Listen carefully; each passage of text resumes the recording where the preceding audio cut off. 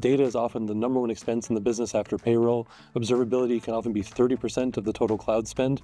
So there's tremendous pressure on IT to contain costs, control costs, reduce costs on data.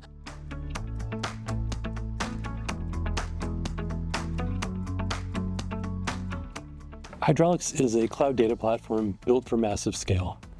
Akamai recently licensed our technology to build their TrafficPeak observability service.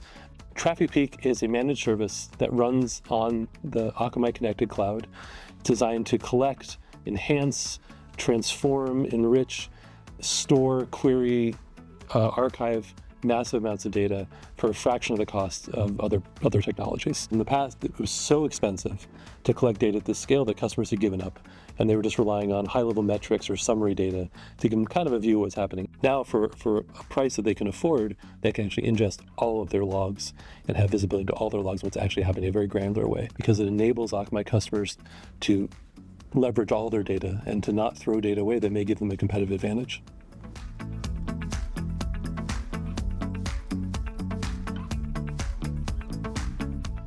Some of the largest media companies in the world are using TrafficPeak today to gain real-time visibility into what's happening on their platform.